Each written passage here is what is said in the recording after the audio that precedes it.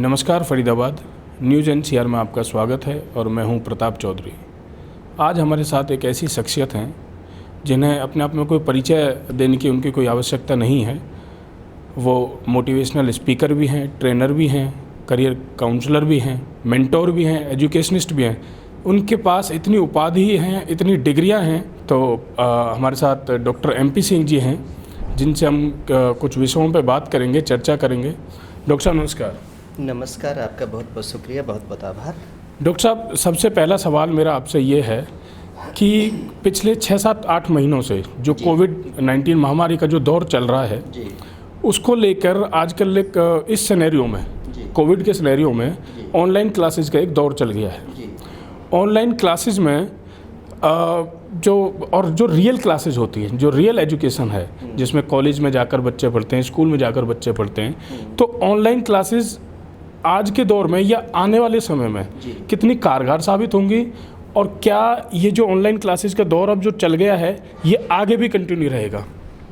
देखिए प्रताप चौधरी जी, आपके news NCR channel के माध्यम से आपकी बात का जवाब देता हूं और दर्शकों की क्वेरी को भी ख़त्म करता हूं, क्योंकि अभी कोविड गया नहीं है जी, और ना ही अभी कोविड जाने के कहीं आसार हैं, क्योंकि अभी इसकी कोई दवाई बनी नहीं है जी, और जब तक दवाई नहीं बनी तो सोशल डिस्टेंस को मेंटेन करना है और मास्क को आत्मसात करना है। इसीलिए ये जो ऑनलाइन क्लासेस की बात है इसीलिए सार्थक है। अदरवाइज़ तो ऑनलाइन क्लासेज में वो कभी भी परिणाम नहीं आते हैं जो राइट क्लासरूम सिचुएशन में आते हैं जी, क्योंकि क्लासरूम सिचुएशन में जब कोई भी अध्यापक, कोई भी गुरु अपने बच्चों को पढ़ा रहा होता है तो उसका सीधा सीधा इंटरेक्शन होता है। बिल्कुल। दूसरा क्या है, ऑनलाइन क्लास की जो बात कर रहे थे कि ऑनलाइन क्लास में विद्यार्थी अपने घर में हैं, गुरुजी अपने रूम में हैं, अब वहाँ पर लैपटॉप लेकर के उससे 100-50 बच्चे जुड़े हुए हैं, 10-20 बच्चे जुड़े हुए हैं। कौन उसमें से लेफ़्ट करके जा रहा है, कौन पढ़ रहा है, कौन क्या पढ़ रहा है, कौन क्या देख रहा है, तो ये सिचुएशन सारी ये सब परेशानियां हैं और इन परेशानियों में कोई भी बच्चा कंसंट्रेट हो करके अपनी पढ़ाई पर नहीं फोकस हो सकता है। लेकिन मजबूरी क्या है कि एक बार जो उसमें पढ़ा दिया, एक बार अध्यापक ने पढ़ा दिया, वो पढ़ा रहा है, कुछ भी पढ़ा रहा है, लेकिन आज सामने वाले को समझ में आ रहा है या नहीं आ रहा, सामने वाले को कितना समझ में आ रहा है वो ये नहीं पूछ पा रहे। वो तो सिर्फ एक बार पढ़ा रहे हैं कि वीडियो बना दी, वो तो वीडियो दिखाई जा रही है, एक तरह की फॉर्मेलिटी है। नहीं, आपने शूटिंग में एक वीडियो तैयार कर दी, चाहे मैथमेटिक्स की है चाहे इंग्लिश की है, अब वीडियो चल रही है, वो बच्चा वीडियो को देख रहा है, देख करके समझ गया।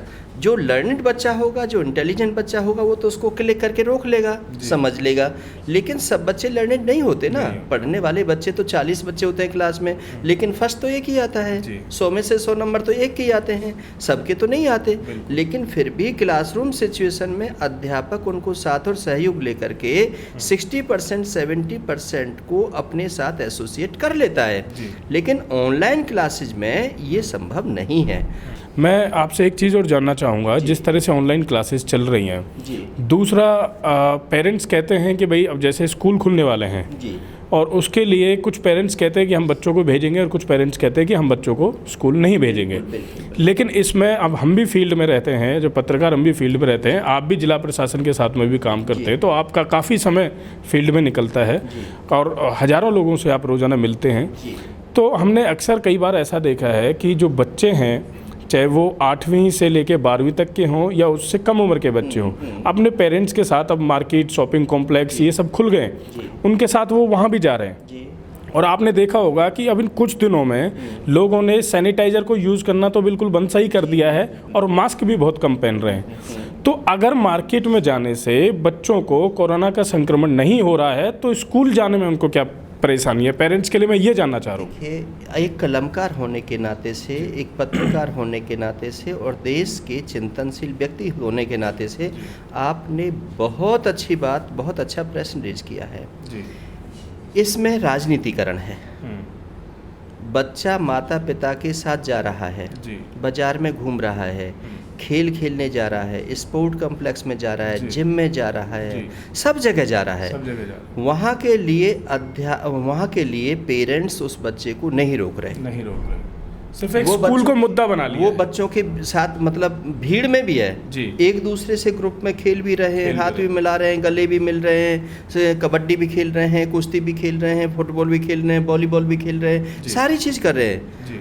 लेकिन जहाँ स्कूल का नाम आ जाता है कि स्कूल में पढ़ने, वहाँ पर कुछ अभिभावक जो हैं, जी। जो वास्तव में उनको पता है कि जो होना वो हर जगह होना है, जी। वो घर में भी हो जाएगा।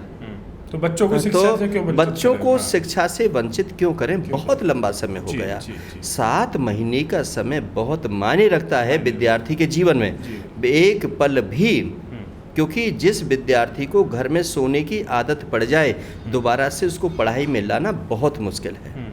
तो डॉक्टर साहब, डॉक्टर MP सिंह जो शिक्षाविद हैं, उन्होंने हमें काफ़ी महत्वपूर्ण जानकारियाँ हमारे न्यूज़ NCR के दर्शकों को दी हैं। उम्मीद है कि सभी के जो कन्फ्यूजन्स थे, दर्शकों के जो कन्फ्यूजन्स थे, वो दूर हो सकेंगे।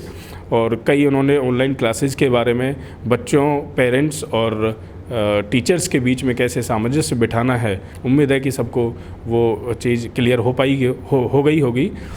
नमस्कार।